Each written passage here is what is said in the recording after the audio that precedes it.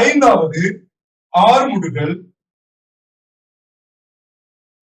ஆறாவது அமர்முடுகள், ஏழாவது புவியீர்ப்பு,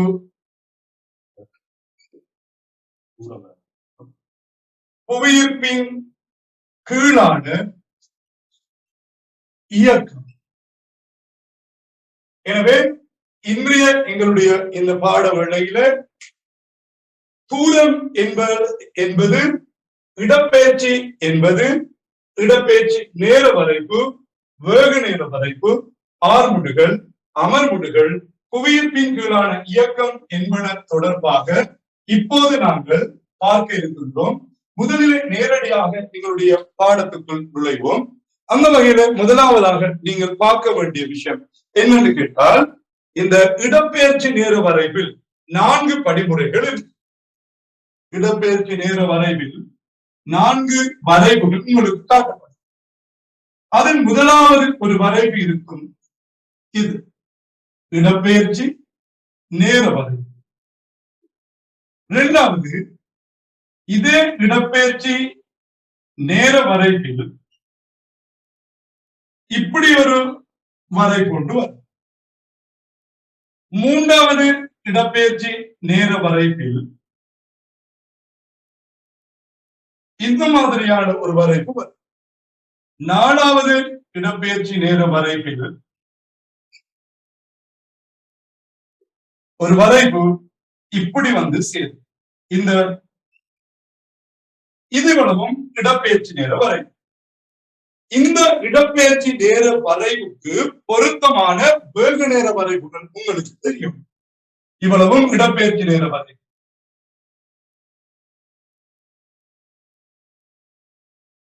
இப்போது இதுக்கு சமனான வேக நேர வரைவு தெரியும். இடப்பெயர்ச்சி நேர வரைவு, வேக நேர வரைவு, இது ரெண்டும் முதலிலே உங்களுக்கு தெரிந்து கொள்ள வேண்டும். இடப்பெயர்ச்சி நேர வரைவிலே இந்த மாதிரியாக இருந்தால் இதற்கு நாங்கள் பெயர் சொல்லுவோம், இது சீரான வேகம். இதுவே நீங்கள் வேக நேர வரைவில் வரைவதாக இருந்தால் VT கிராஃப் நார்மலா சொல்லுவோம், V versus time. இதுல நீங்கள் சீரான வேகத்தை இவ்வாறு வரைவீர்கள். வடிவா தெளிவா கவனிங்க. இடப்பெயர்ச்சி நேர வரைவிலே இந்த சீரான வேகம் என்பது உற்பத்தி கூடாக செல்கின்ற ஒரு நேர்கோடாக இருக்கின்ற வேளை, வேக நேர வரைவிலே இங்கே ஒரு சீரான ஒரு கோடாக வந்திருக்கும். இதுதான் சீரான வேகம். இது முதலாவது. இரண்டாவது, இடப்பெயர்ச்சி நேர வரைவில் இவ்வாறு ஒரு வரைவு இருந்தால் இது ஆர்முடுகளை குறிக்கும். இதை VT கிராஃப்ல நீங்கள் பார்த்தால் இந்த ஆர்முடுகள் நாங்கள் இவ்வாறு காட்டுவோம். இடப்பெயர்ச்சி நேர வரைவில் VT கிராஃபில் இங்கே வந்து அமர்முடுகள், இது இந்த அமர்முடுகளை நாங்கள் இப்படி காட்டுவோம். நாலாவது, இடப்பெயர்ச்சி நேர வரைவில் இப்படி இருந்தால் இது ஓய்வை குறிக்கும்.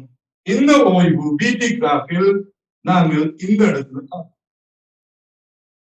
இதுதான் எங்களுடைய 4 வரைவுகளினுடைய இயக்கங்களினுடைய வகைகளும் அதற்கு ஒன்றோடொன்று ஒத்த வரைவுகளுமாக இருக்கும். 4 படிநிலைகள் இருக்கின்றன. ஒன்று சீரான வேகம், இரண்டாவது ஆர்முடுகள், அமர்முடுகள், அடுத்தது இது ஓய்வு.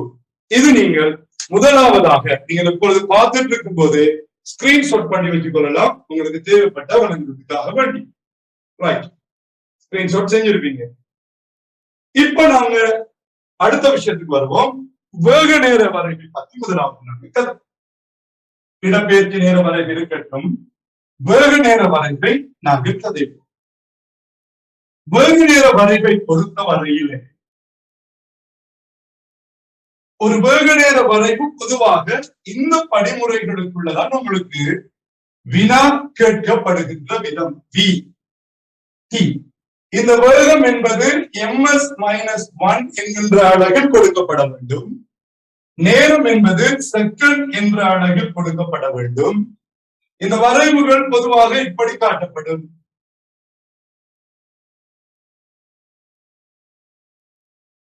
இப்ப இது ஓய்வு, ஓய்வில் இருந்து இந்த பகுதிகளும் சீரான ஆர்முடுகள். இதற்கு 20 செகண்ட்கள் எடுக்குது என்று நினைச்சு வச்சுக் கொள்வோம். இந்த பகுதி சீரான வேகம். இந்த சீரான வேகத்துக்கு 200 செகண்ட்கள் எடுக்கின்றன. இந்த 20ம் அதே போல இந்த 200 இதற்கு 200 எடுத்தால் இந்த புள்ளி 220 செகண்டாக இருக்கும். இதற்கு ஒரு 10 செகண்ட்கள் எடுத்தால் இந்த இடத்துல 230 செகண்ட்கள் எடுக்கும். கேள்வி முதலாவதாக உங்களிடம் கேட்கப்படுகின்ற நோமலாக நாங்கள் அந்த விதத்தை பார்த்துட்டு சொல்லுவோம். இந்த இயக்கத்தில் ஒரு பொருளோ அல்லது உயிரியோ அடைந்திருக்கும் அதிஉயர் வேகம் என்ன? அதிஉயர் வேகத்தினுடைய பெருமானம் என்ன என கேட்டால் உங்களுடைய விளக்கம் இந்த வயச்சில் இந்த உயர்வான வேகம் எங்கு குறித்து காட்டப்படுகிறதோ அதனுடைய பெருமானமாக இருக்கணும். அது ms-1 என்கின்ற அலகில் இருக்கணும். எனவே உங்களுடைய இந்த பகுதியிலே ஆர்முடுகளுடன் பயணித்த அந்த நீளம் அல்லது ஆர்முடுகளுடன் பயணித்த உயர் வேகம், ஆர்முடுகி இறுதியாக பெற்ற உயர் வேகம் அல்லது இந்த இயக்கத்தில் உயர் வேகம் எவ்வளவு என்றால் நீங்கள் சொல்வீர்கள் இதனுடைய பெருமானம் 40 ms-1 என கூறுவீர்கள். 40 ms-1 என கூறுவீர்கள். ஓகே, அதே போல இன்னொரு விடயத்தை நீங்க பார்க்கணும். இந்த இடத்துல இரண்டாவது நான் உங்கள்கிட்ட கேட்பேன், ஆர்முடுகளுடன் பயணித்த இந்த நேரம் எவ்வளவு? ஆர்முடுகள் என்பது வெகு நேர வரைவில் இப்படி ஒரு பகுதியாக இருக்கு. இதுவும் ஆர்முடுகள் தான். இப்படி வந்தால் இதற்கும் உள்ள வித்தியாசம், இதனுடைய ஆரம்ப வேகம் 0, இதற்கு ஆரம்ப வேகம் 0 அல்ல, ஒரு பெருமானம் இருக்கிறது. ரைட். இரண்டாவது உங்ககிட்ட அடுத்ததாக கேட்கலும், இரண்டாவது நீங்க அடுத்ததாக கேட்டால் உங்ககிட்ட சீரான வேகத்தில் பயணித்த நேரம், இதுல இருந்து சீரான வேகம் என்பது இந்த எல்லை, இதுல இருந்து இதை கழிச்சுட்டி என்றால் 220 இருந்து 20 கழித்தால் 200 செகண்டாக இருக்கும். அமர்முடுகளுடன் பயணித்த இந்த தூரம் எவ்வளவு கேட்டால் 230 இருந்து 220 கழிச்சுக்கின்றா 10 செகண்ட் வரும். இது நீங்க நேரத்தை கணிக்கின்ற ஒரு எளிமையான முறை. சரி, இப்போ இதே படத்திலே உங்ககிட்ட ஆர்முடுகளுடன் பயணித்த தூரமோ சீரான வேகத்துடன் பயணித்த தூரமோ அல்லது அமர்முடுகளுடன் பயணித்த தூரமோ கேட்டால் கட்டாயம் நீங்கள் அந்த உருவமானது இந்த கிடை அச்சு அல்லது எக்ஸ் அச்சுடன் என்ன உருவத்தை அல்லது என்ன ஷேப்பை உருவாக்குறதோ அதனுடைய பரப்பை காணணும். உதாரணமா ஆர்முடுகளுடன் பயணித்த தூரமாக இருந்தால் இந்த ஆர்முடுகள் இவ்வளவும், இது ஒரு முக்கோணி, முக்கோணியினுடைய பரப்பை காண்பதற்கு என்ன சமன்பாடு பயன்படுத்துவீங்க? அரை தர அடி தட செங்குத்துயரம் என்று சொல்லுவீங்க. இவ்வளவுதான் இந்த ஆர்முடுகளுடன் பயணித்த தூரம். அமர்முடுகளுடன் பயணித்த தூரமும் அதுதான், அரை தர அடி தர செங்குத்து உயரம். செங்குத்து உயரம் என்பது இங்க இருக்கு, இங்க வா. சீரான வேகம் என்பது இது செவ்வகம், செவ்வகத்தினுடைய பரப்பு நீளம் தர அகலம் என்பதை நீங்கள் விளங்கிக் கொள்ள வேண்டும். மொத்த பரப்பு கேட்டால் சரிவகத்தினுடைய பரப்பை நீங்கள் நேரடியாக காண வேண்டும். சரிவகத்தினுடைய பரப்பு சமாந்தர பக்கங்களின் கூட்டுத்தொகையின் கீழ் அரைவாசி தர செங்குத்து உயரம். இது எல்லா வெகு நேர வரைவுகளுக்கும் வழங்கப்படுகின்ற அடிப்படையான வினாக்கள். இதிலிருந்து சின்னதான ஒரு மாற்றங்கள் சில நேரங்கள் 10% வரலாம். அப்ப அந்த கேள்விகளை நாங்கள் எப்படி போவோம், என்ன மாதிரி செய்வோம் என்பது இப்ப பார்த்துக் கொள்வோம். ரைட். இவ்வளவும் உங்களுக்கு விளங்கி இருக்கும். சாதாரணமா ஒரு வரைவை எவ்வாறு நாங்கள் விளங்கிக் கொள்வது என்பதை. ரைட். இப்போ நாங்க அடுத்தது பார்க்க போறோம். இந்த இடத்துல ஒரு வினா ஒன்று கேட்கப்படுது என்று வச்சுக் கொள்ளுங்க. இது 2013ஆம் ஆண்டு வந்த ஒரு வினா. 2013ஆம் ஆண்டு வந்த வினா. வேக நேர வரைவு. இந்த வேக நேர வரைவிலே இது செகண்டில் வழங்கப்படுகின்ற அழகு இது வேகம் ms-1 வழங்கப்படுகின்ற ஒரு அழகாக இருக்கின்ற நிலையிலே இதில் இறுதி வேகம் b என தரப்பட்டிருக்கிறது. இந்த இடத்திலே இந்த புள்ளியானது 2 செகண்ட் என காட்டப்பட்டிருக்கிறது. உருவம் இவ்வாறு ஒரு உருவம் தரப்பட்டிருக்கிறது. இப்போது சொல்லுங்கள், இந்த இயக்கம் இது 0. இந்த இயக்கம் இது ஆர்முடுகளா, சீரான வேகமா, அமர்முடுகளா? ஆர்முடுகளா, சீரான வேகமா, அமர்முடுகளா? எதுவாக இருக்கு? எஸ், இது ஒரு சீரான வேகமாக இருக்க மாட்டாது. அப்ப என்னவாக இருக்கும்? அமர்முடுகளாக இருக்குமா? இல்லை. சீரான வேகம்னா இப்படி வரணும், அமர்முடுகள்னா இப்படி வரணும். இந்த சேப் எதனை குறித்து காட்ட போகுது? ஆர்முடுகளை குறித்து காட்டுகிறது. அப்ப ஆர்முடுகளை குறித்து காட்டினால் இப்போ முதலாவது உங்களுடைய கேள்வி, இந்த இறுதி வேகம் v ஐ காண்க. இறுதி வேகம் v ஐ காண்க. ரைட்? 2013 9வது கேள்வியில் ஒரு பகுதியாக இருக்கு. இறுதி வேகம் v ஐ காண்பா எங்களுக்கு என்ன தரவு? எங்களுக்கு மேலதிகமாக ஒரே ஒரு தரப்பட்டிருக்கு தரவு. எங்களுக்கு புவியீர்ப்பு ஆர்முடுகள், புவியீர்ப்பு ஆர்முடுகளுக்கு என்ன குறியீடு பயன்படுத்துவீங்க? G சமன் 10 ms-2. இதால இப்படியான சந்தர்ப்பத்தில் ஒரு வரைவு கேட்டு இறுதி வேகம் கேட்டால் நீங்கள் இந்த இயக்க சமன்பாடை பயன்படுத்தி காணலாம். ஆனால் இப்போது இயக்க சமன்பாடு 2016ஆம் ஆண்டுக்கு பிறகு நீங்க பயன்படுத்த முடியாது. அவ்வாறாக இருந்தால் வளமையானது ஆர்முடுகள் சமன். எப்படி? ஆர்முடுகள் சமன் இறுதி வேகம் சய ஆரம்ப வேகத்தின் கீழ் நேரம். இந்த சமன்பாடு தான் நீங்கள் பயன்படுத்த வேண்டும். இப்படியான வேகம், புவியீர்ப்பு ஆர்முடுகள், நேரம் தரப்பட்டிருந்தால் இதுல உங்களுக்கு ஆர்முடுகள் பெருமானம் கேட்கப்பட்டாலோ, இறுதி வேகம் கேட்கப்பட்டாலோ, ஆரம்ப வேகம், நேரம், இது நாளும் தொடர்பு பட்டால் இதுதான் சமன்பாடு. ஆர்முடுகள் பிள்ளைகளுக்கு தெரியும் 10 ms-2. இறுதி வேகம் இதுதான் இதுக்கு நேரம் இருக்கிறது d, அது எனக்கு தெரியாது. ஆரம்ப வேகம் ஓய்வில் இருந்து புறப்பட்டதால் 0. இதற்கு எடுத்த நேரம் 2 0 கழித்தால் 2 செகண்ட். இப்போ நீங்க v இலிருந்து 0 போனால் v 2 பிரித்து கொண்டிருக்கிறது. சமன்பாடுக்கு இங்க வந்தால் இந்த 10 ms-2 ஓட 2 செகண்ட் வரும். எனவே இதனுடைய பெருமானம் 20 ms-1. இதுதான் இப்போது எங்களுடைய இறுதியான விடை. IQ லெவல் கூடினால் பார்ட் 2க்கு சரி வராது, பார்ட் 1க்கு செய்யலாம். 10 ms-2 என்பதனுடைய விளக்கம் 10 ms-1 ஒரு செகண்ட். 10 ms-1 ஒரு செகண்ட். அதாவது ஒரு செகண்டுக்கு 10 ms-1 என்கின்ற வேக அதிகரிப்பை காட்டும். ஆகவே 0 1 செகண்ட் வரைக்குள்ள அது 10, 2வது செகண்டிலே 10 சக 10 20 ms-1. இது நேரடியாக நாங்கள் பயன்படுத்தலாம். ஆனால் எஸ்ஏ டைப் கேள்வியாக வந்தால் உங்ககிட்ட அந்த செய்கை வழிக்கு பிரதியீட்டுக்கு ஒரு புள்ளி பயன்படுத்தும்.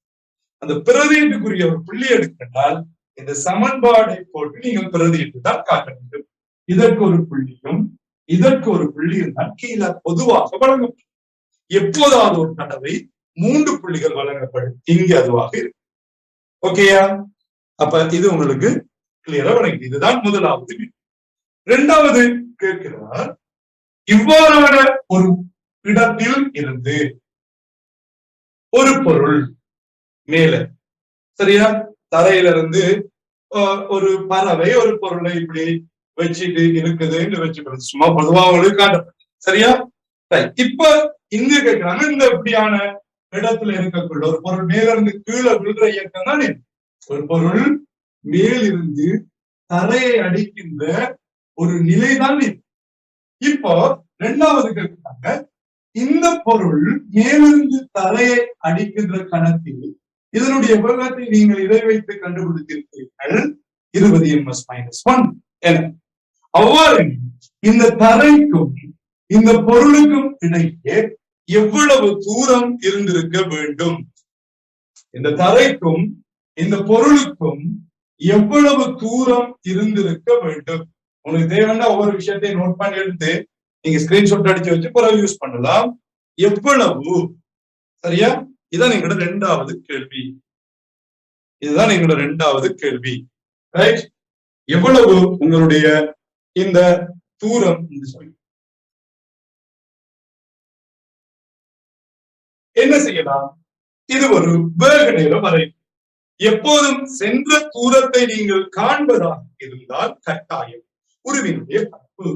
ஆகவே நாங்கள் சொல்ல போறோம், இந்த உயரம் சமம் அந்த பொருள் பயணித்த இந்த உருவின் பரப்பு. உருவின் பரப்பு. உருவின் பரப்பு என்பது இது எக்ஸ் அச்சோடு அல்லது கிடையச்சோடு இதை நீங்க எடுத்தால் என்ன உருவம் பெறப்படும்? ஒரு முக்கோணியின் பரப்பு. முக்கோணியினுடைய பரப்பை நீங்கள் காண்பதாக இருந்தால் என்ன வாய்ப்பாடு பயன்படுத்துவீர்கள்? அரை, தர, அடி, தர, செங்குத்து உயரம். அரை, அடியுடைய பெருமானம் இங்கே 2 செகண்ட். செங்குத்து உயரத்தினுடைய பெருமானம் இதனுடையது ஏற்கனவே நீங்கள் எத்தனை ms-1 கண்டுபிடிச்சீங்க? வீட்டு பெருமானம் 20. ஆகவே 20 ms-1. இந்த சந்தர்ப்பத்தில் இதற்கு ஒரு புள்ளியும் இதற்கு ஒரு புள்ளியும் வழங்கப்படும். இனி இந்த ரெண்டும் வெட்டுப்படும். செகண்ட் -1 ரெண்டும் வெட்டுப்படும். எனவே இப்போது 20 ms-1 இங்கே மிச்சம் இருக்கிறது. அரைக்கு அரை, அடி என்பது இங்கே செங்குத்து உயரம், இதுல இருந்து இதை கழிக்க போறீங்க 20. அப்ப எனவே எஞ்சியுள்ள விடை 20. இங்கே மீட்டர் என்கின்ற ஒரு விடை வரப்படும். ஓகேயா? விளங்கிச்சா? அப்ப யாராயும் ஒரு பொருள் மேலிருந்து கீழே இயங்குகின்ற சந்தர்ப்பத்தில் அது புவியீர்ப்பு ஆர்முடுகளின் கீழ் இயங்கும். இது முதலாவது விஷயம். இரண்டாவது, தரையும் அடிக்கிற வேகமானதுதான் அதனுடைய உயர் வேகமாக இருக்கும். மூன்றாவது, அது பயணித்த அந்த தூரத்தை காண்பதற்கு உருவினுடைய பரப்பு காணப்பட வேண்டும் என்பதை நீங்கள் சரியாக புரிந்து கொள்ள வேண்டும். Okay, right. இப்போது எங்களுக்கு இன்னும் ஒரு வினவப்படுகிறது. இந்த ஒரு மரத்தில் ஒரு பழம் இருந்த சந்தர்ப்பம் தான் இது. அந்த பழம் கீழே விழுகின்ற போதுதான் நாங்கள் இந்த வேகத்தை கண்டோம். அந்த பழம் மேலிருந்து எவ்வளவு உயரத்தில் இருக்கின்றது என்பதுதான் இது. இப்போது அந்த பொருளினுடைய திணிவு 40 கிரேம். அந்த பொருளினுடைய திணிவு எத்தனை கிரேம்? 40 கிரேம் எனின் தரையை அடிக்கின்ற போது சரியா, அதனுடைய இயக்க சக்தி என்னன்னு கேட்கலாம். அல்லது அந்த குறிப்பிட்ட மரத்தில் அந்த கிளையில் இந்த பழம் இருக்கின்ற போது 20 மீட்டர் உயரத்தில் இருந்தது. இதுல ஒரு பறவைதான் அந்த பழத்தை வைத்திருந்தது. இதனுடைய திணிவு 40 கிரேமாக இருக்கின்ற போது உங்கள்கிட்ட முதலாவது அடுத்த கேள்வி கேட்கிறாங்க, இந்த பழத்தில் சேமிக்கப்பட்ட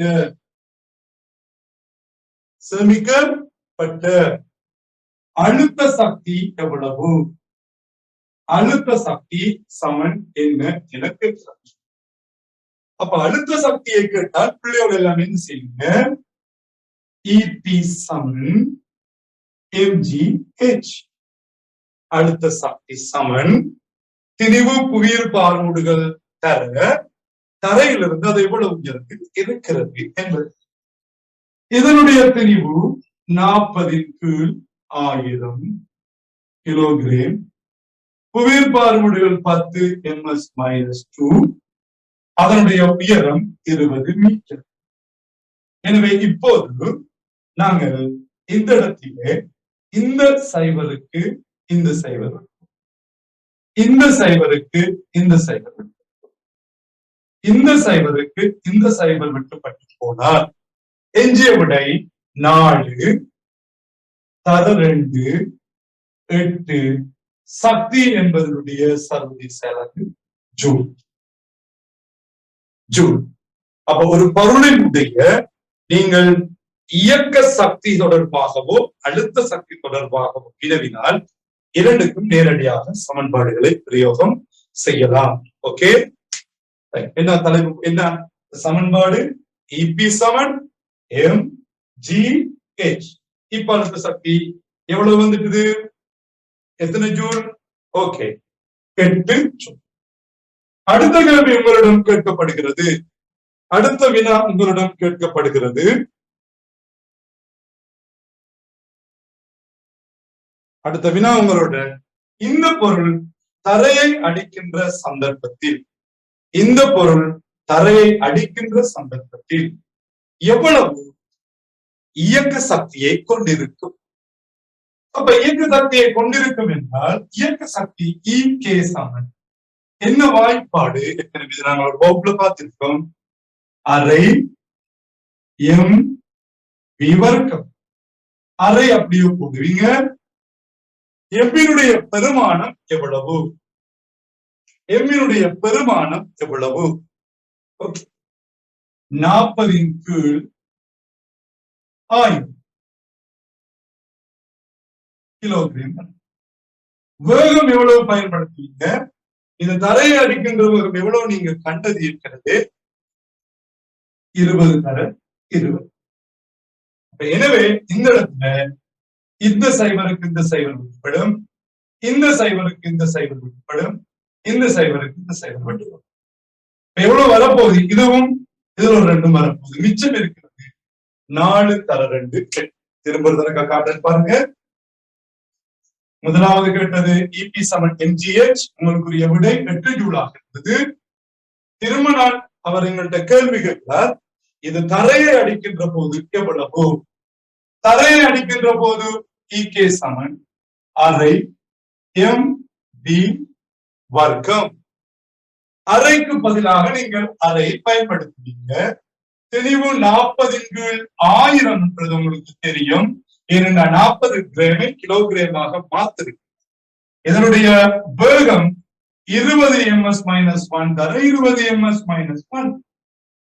எனவே இவ்வாறான சந்தர்ப்பத்தில் இந்த சைவருக்கு இந்த சைவர் வெட்டுப்படும், இந்த 2க்கு இந்த 2 வெட்டுப்படும், இந்த சைவருக்கு இந்த சைவர், இந்த சைவருக்கு இந்த சைவர். எனவே 4 தர 2 8 ஜூலாக இருக்கும் என்பதையும் இதுல கேட்கப்பட்டிருக்கிற கேள்வி. அடுத்து கேட்கிறாங்க, நீங்க மேலே கண்ட அழுத்த சக்தியும் மேலே கண்ட இயக்க சக்தியும் அது மாறாமல் இருக்கின்றதாக இருக்கிறதா? அப்படியாக இருந்தால் அங்கு என்ன விதி நீங்கள் பிரயோகிப்பீங்க? அதான் நம்மளோட கேள்வி. மேலே உள்ள இந்த 2 சந்தர்ப்பங்களும் பெருமானம் ஒரே மாதிரியாக இருக்கிறது எனினும் இங்கு என்ன பௌதிகவியல் கோட்பாட்டை அல்லது விதியை நீங்கள் பயன்படுத்துவீர்கள்? அப்ப அதுக்கு நாங்க அழுத்த சக்தி இயக்க சக்தி வந்தாலே என்ன சொல்லுவீங்க? சக்தி காப்பு விதி, சக்தி காப்பு விதி. இவ்வளவும் ஒரு பகுதியாக 2013ஆம் ஆண்டில 9வது வினாவாக வந்த ஒரு வினாவினுடைய பகுதி இப்போது நான் செய்து காட்டியிருக்கேன். இது நேர்கோட்டு இயக்கம் தொடர்பான ஒரு வினா. மீண்டும் 2015 வந்திருக்கு. 15ல உள்ள வந்து ஒரு கேள்வி சும்மா செஞ்சு பார்ப்போம். இதை விட கொஞ்சம் எக்ஸ்ட்ரா சில விஷயங்களை குறிக்கும். இது ஒரு வீட்டி கிராஃப் ஒன்று தாராங்க.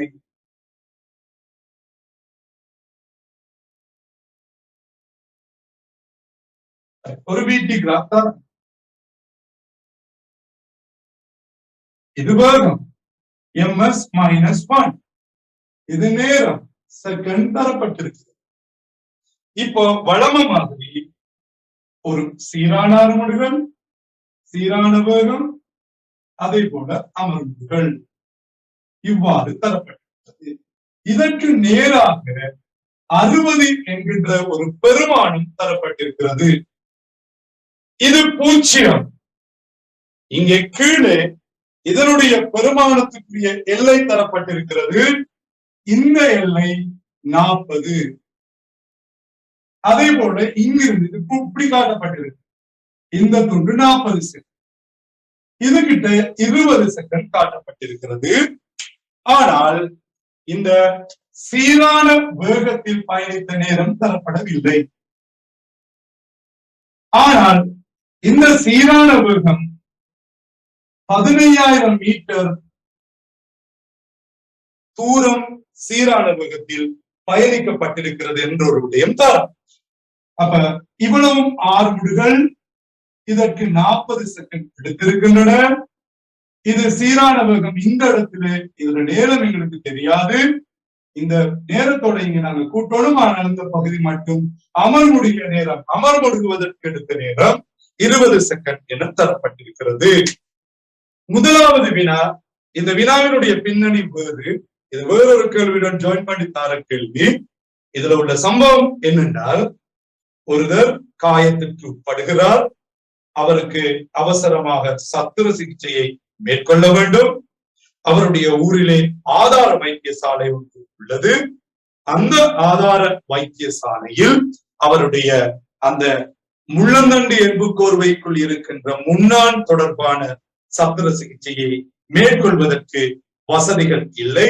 எனவே அந்த மாவட்டத்தில் இருக்கின்ற ஒரு பெரிய வைத்தியசாலைக்கு அரை மணி நேரத்திற்குள் கொண்டு சேர்க்கப்பட வேண்டும். இங்கு ஏற்றப்படுகின்ற நேரத்தோட அங்கு சேர்க்கின்ற நேரம், அது ரெண்டுக்கும் இடையில அரை மணித்தியாளர் இருக்கணும். அங்கு எல்லாம் தயார் நிலையில் வைத்திருக்கப்பட்டிருக்கிறது என்பதுதான் சம்பவம்.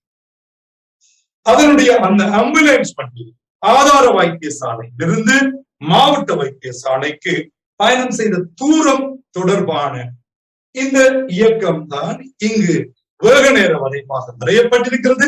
அவருடைய எடுகோள் அது ஒரு நேரான பாதையில் பயணித்ததாக கருதுக, அல்லது நேரான பாதையில் பயணித்தது என கொள்க. இது எடுக்கும் எடுகோள் எதை எடுக்க சொன்னாலும் அதுதான் நீங்கள் எடுக்க வேண்டும்.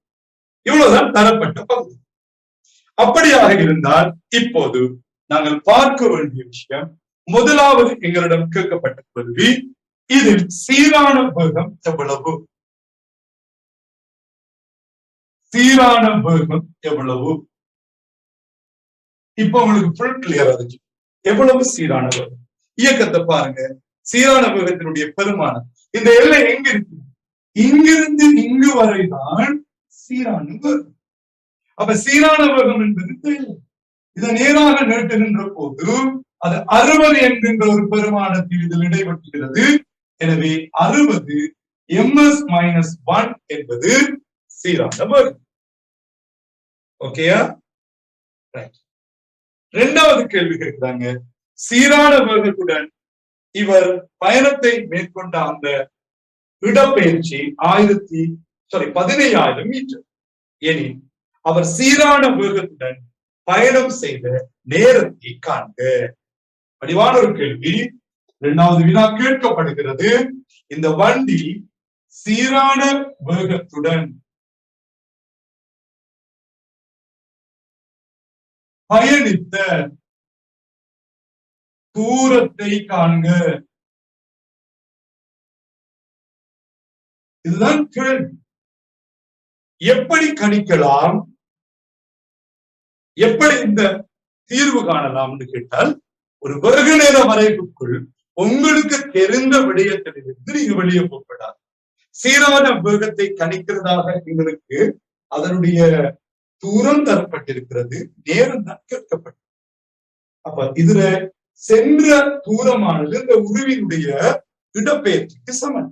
ஆகவே நாம் என்று சொல்ல போறோம். சரியா?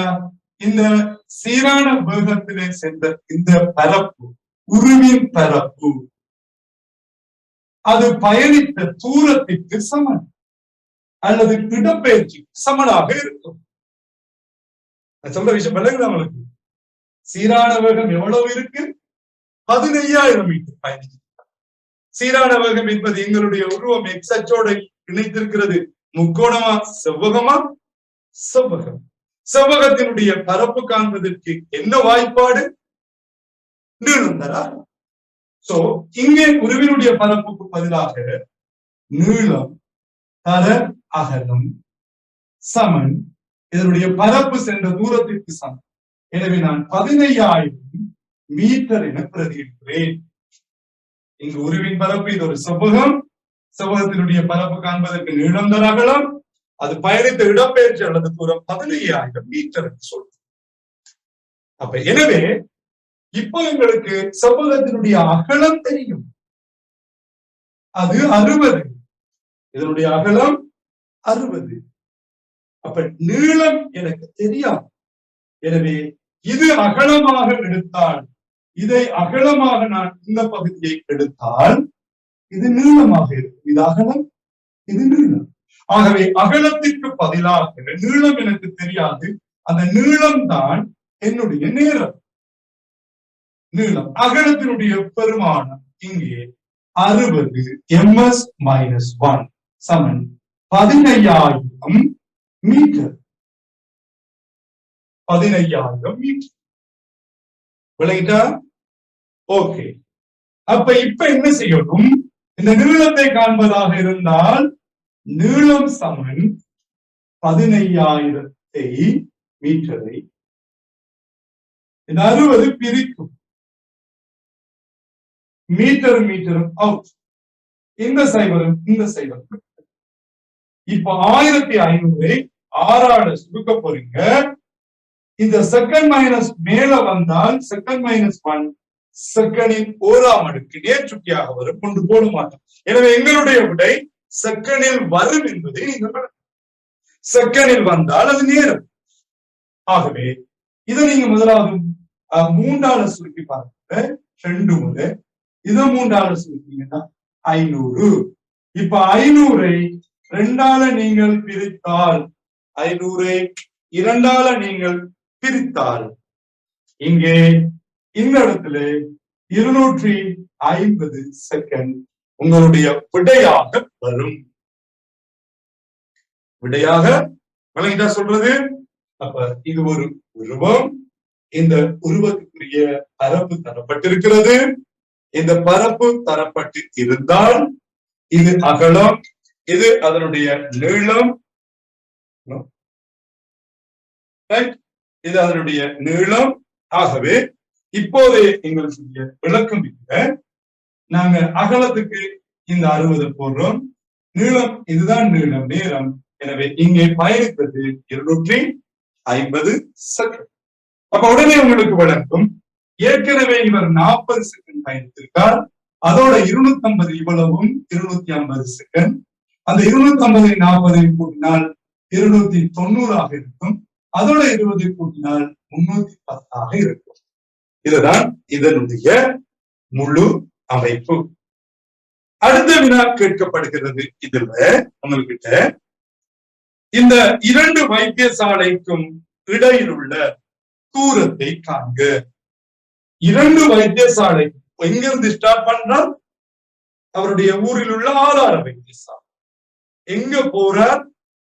மாவட்ட வைத்தியசாலை, பெரிய வைத்தியசாலை போறார். அப்ப 2லையும் அவர் ஆம்புலன்ஸ் பயணித்த ஒரு வெகு நேர வரைக்கும் தான் இது தரப்பட்டிருக்கிறது. அவ்வாறு தரப்பட்டிருந்தால் எவ்வளவு தூரம் அந்த ஆம்புலன்ஸ் வண்டி பயணித்திருக்கிறது என கேட்டால் நீங்க அழகா சொல்லுவீங்க. எப்படி சொல்ல போறீங்க? அது உருவத்தினுடைய பரப்பை கண்டால், இந்த உருவத்தினுடைய பரப்பை கண்டால் முழு பரப்புக்கும் ஆம்புலன்ஸ் வண்டி பயணம் செய்த தூரமாக இருக்கும் என்பது உங்களுக்கு தெரியும். அப்ப எனவே இந்த இடத்துல நாங்கள் உருவின் மொத்த பயணம் செய்த மொத்த தூரம் அல்லது மொத்த இடப்பெயர்ச்சி கேட்டால், மொத்த தூரம் அல்லது பயணம் செய்த மொத்த இடப்பெயர்ச்சி கேட்டால், எனவே மொத்த தூரம் அப்படி கேட்டால் மொத்த தூரம் சமன் என்னைக்கு? உருவில வரும். உருவில யார் இருக்காங்க? இங்க ஒரு முக்கோணி இருக்காங்க, அவர் இவர். சக ஏற்கனவே இங்க பயணம் செய்த நீளம் இருக்கு 15,000 மீட்டர். சரியா? சக இப்ப யார் இருப்பாரு? இன்னொரு ஆள் இருக்கார், இங்களை முழு. இந்த முக்கோணியினுடைய பரப்புக்கு அழகா உங்களுக்கு தெரியும். இது அரை, அடி எவ்வளவு 40, செங்குத்துயரம் எவ்வளவு 60. எனவே இதை நீங்க சுருக்கிட்டீங்கன்னா 20, 20 60 பெருக்கினீங்கன்னா 2 தடவை சைவம் வரும், 6 12. எனவே 1200 மீட்டர் அது ஆர்முடுகளுடன் பயணித்துள்ளது. அரை தர அடித்தர செங்குத்து சக ஏற்கனவே 15,000 மீட்டர் சீரான வேகத்தில் பயணித்தது என்பது அவங்களுடைய தரம். அமர்முடுகளுடன் பயணித்த இந்த தூரத்தை காணிக்கிட்டா அதே அறை. இங்கே வித்தியாசம் அடி 20, செங்குத்தியம் 60. அப்ப இதை நான் அஞ்சலை காட்டுறேன். இதுக்குரியது அரை, அடி இந்த இடத்துல இருந்து இந்த பகுதி அது 20, செங்குத்தியம் இவ்வளவு 60. எனவே இதையும் நீங்க வெட்டி என்றால் இப்போ 600 மீட்டராக வரும். எனவே இப்போது பயணித்த மொத்த தூரம் 1200 மீட்டர். இது ஆர்முடுகளுடன் பயணித்தது. 15,000 மீட்டர் சீரான வேகத்துடன் பயணித்தது. 600 மீட்டர் இது அமர்முடுகளுடன் பயணித்தது. எனவே மொத்தம் 0 0 8 6 16,800 மீட்டர் ஆகும். அப்ப உருவினுடைய மொத்த பரப்பை நாங்கள் தனித்தனியாக கண்டு கூட்டுறது இங்கு இலக்கு, அல்லது சமாந்தர பக்கங்களின் கூட்டுத்தொகையின் கீழே 2 தர செங்குத்தியமும் போடலாம். எப்படி சமாந்தர பக்கம் மொத்தத்தை கண்டு இங்க எவ்வளவு, இதுல இருந்து இதுவரைக்குமே ஏற்கனவே 250 கண்டு சக கீழே இங்க இருந்து இங்க வரப்போது 310. இதுக்கு மொத்த நேரம் நாங்க மொத்தம் இதுல 2 அரைவாசி அளவு 2 அளவு இருக்கிறது. செங்குத்தியம் 60, இவரை விட்டுட்டீங்கன்னா 30. 250 310 எங்களுக்கு வரப்போகுது 560. அப்படித்தானே? 300 200 500, 550 560 30 0 0 6 30 180 உங்களுக்கு அழகா தெரியும். 0 போட்டு 18 மிச்சம். 30 எவ்வளவு வரும்? எவ்வளவு? 3 15 0 150 150 18 168 இவ்வளவு மீட்டர். அப்ப முழு பரப்பு காண்றதும் இதனுடைய தனித்தனி பகுதிகளை கூட்டுவதும் ரெண்டும் சமனாக இருக்கும் என்பது உங்களுக்கு தெரிய வேண்டிய விஷயம். ஓகே, மூன்றாவது கேள்வி கேட்டிருக்காங்க. அடுத்த கடைசி கேள்வி இந்த பகுதியில, இந்த சந்தர்ப்பத்தில் இந்த ஆம்புலன்ஸ் வண்டியானது உரிய நேரத்திற்குள் அந்த ஹாஸ்பிட்டலை அடைந்து சத்திர சிகிச்சையை நிகழ்த்த முடியுமா? இவருக்கு சத்திர சிகிச்சையை நிகழ்த்த முடியுமா என்றது கேள்வி. எவ்வளவு கொடுக்கப்பட்டது அவருக்கு? எந்த நேர எல்லைக்குள்ள அவர் கொண்டு வந்து சேர்க்கணும்? 30 நிமிடத்துக்குள்ள. ஆனா இங்க எவ்வளவு நேரம் போயிருக்கு? மொத்தமாக 310 செகண்ட். 300 செகண்ட் என்பது 5 நிமிடம்.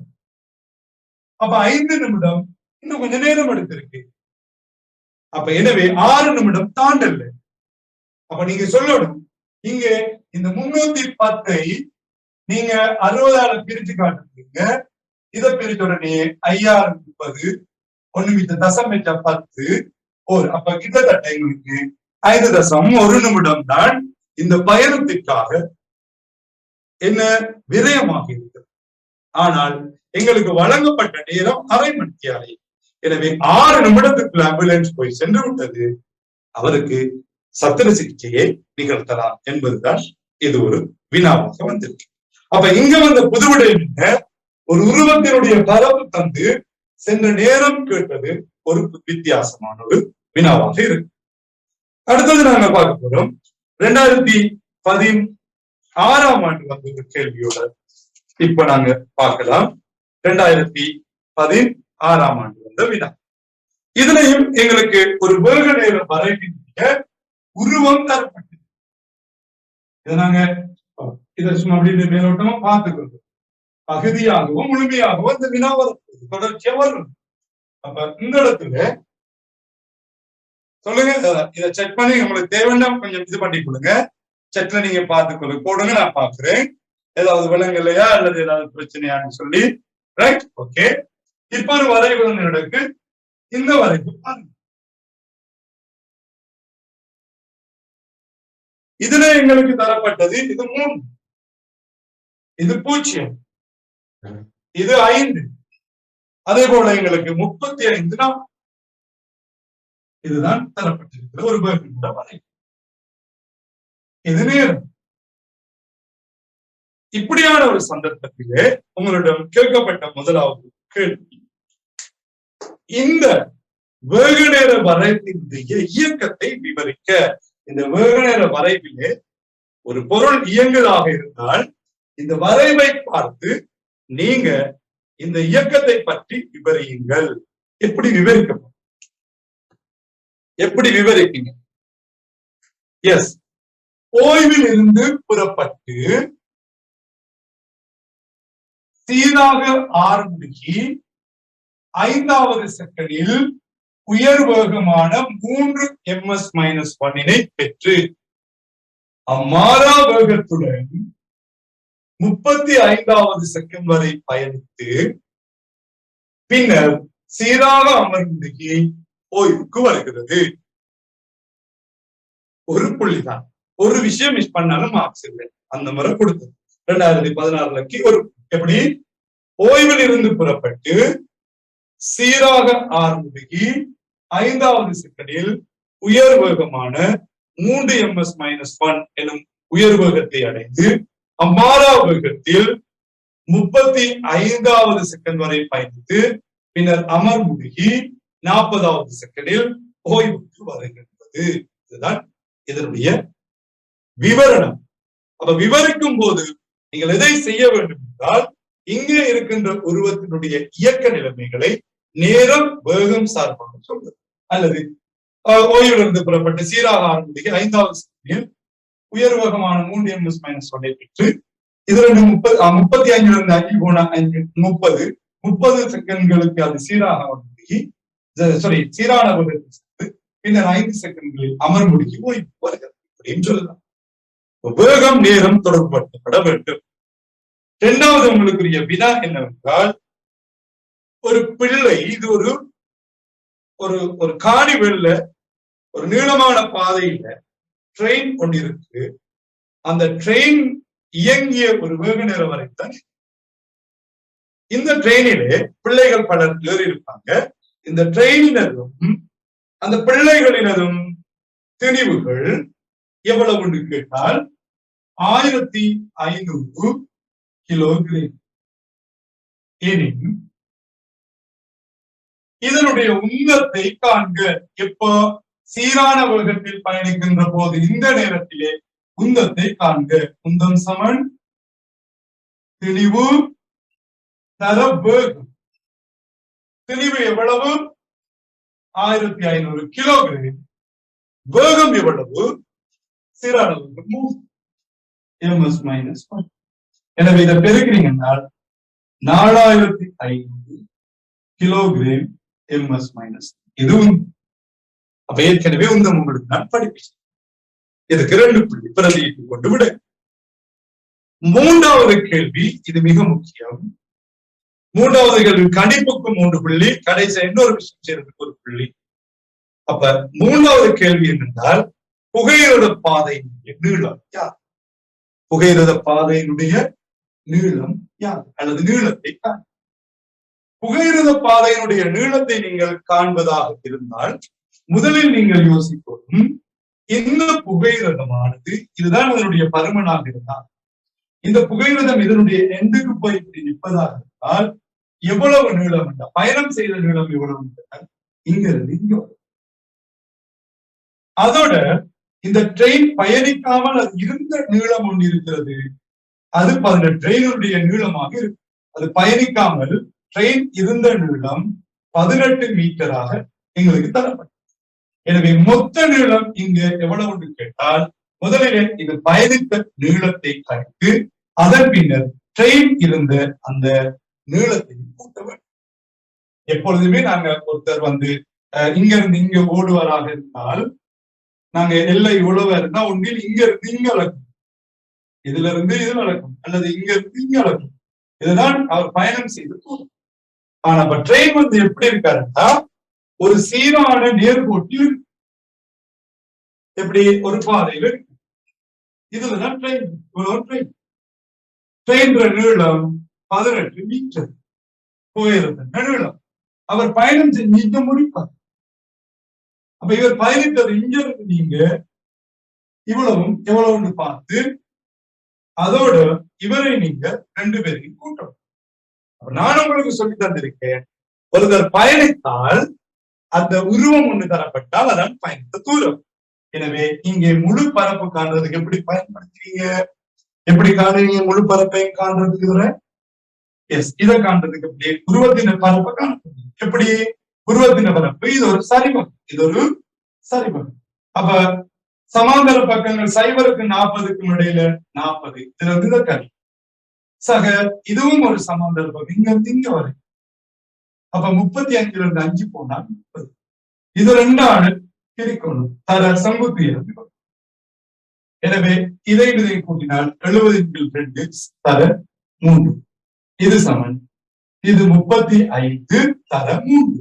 ஆகவே 108 105 மீட்டர். 35 15 5 போட்டு 1 மிச்சம். 3 9 1 10 105 மீட்டர் பயணம் செய்த முழு நீளம். பயணம் செய்த நீளமானது உருவினுடைய பரப்பிற்கு எப்படி இருக்கும்? சமனாக இருக்கும். இனி ட்ரெயின் வந்து இங்கே இருந்த நீளமும் பாதையில நீளம். ஆகவே இது வந்து 18 மீட்டர். அந்த 18 மீட்டரையும் 105 மீட்டரை நீங்கள் கூட்டினால் இப்ப எங்களுக்கு 123 மீட்டர். இதுதான். எனவே அன்புள்ள மாணவர்களே, நீங்கள் இன்னும் என்னுடைய வகுப்புகள் தொடர்ச்சியாக நடைபெற்ற வண்ணம் இருக்கும். இன்ஷா அல்லாஹ் இன்னும் நிறைய விடயங்களை நான் உங்களுடன் கலந்தாலோசிக்க இருக்கின்றேன். எனவே இந்த நேரம் ஒரு அவர் அதுக்குள்ள நான் செய்யணும். இப்ப இன்றைக்கு நான் உங்களுக்கு வெகு நேரம் வரைவு தொடர்பாக உங்கள்கிட்ட காய்ச்சிருக்கேன். இது பற்றி நீங்க எனக்கு ஏதாவது சொல்லணுமா? என்னுடைய நம்பர் 077 538 9944. இதுதான் வாட்ஸ்அப், இதுதான் எல்லாமே. அதுல நீங்க எனக்கு உங்களுடைய கருத்துக்களை இது விளங்கலை கமெண்ட் பண்ணுங்க. சரியா? அதே போல இந்த வீடியோ நீங்க திரும்ப என்னுடைய யூடியூப் சேனலிலே கிண்ணியன் சயின்ஸ் அகாடமி சொல்ற ஒரு சேனல்ல நான் போட்டுடுவேன். அதை நீங்க திரும்ப டவுட் வந்தா அதை நீங்க பாருங்க. இது ரெண்டையும் நீங்க சேவ் பண்ணி இதை சப்ஸ்கிரைப் பண்ணுங்க கட்டாயம். ஒவ்வொரு வீடியோவா வர நான் போட இருக்கேன். அதை சப்ஸ்கிரைப் பண்ணிட்டு நீங்க பெல் பட்டனை அழைத்து நான் போற வீடியோ வரும். குரூப் ஃபார்ம் பண்ணப்படும். அடுத்த கிளாஸ் நான் உங்களை சந்திக்கிறேன். இதனுடைய தொடர்ச்சியாக இன்னும் சில வினாக்களாக இருக்கும். நன்றி.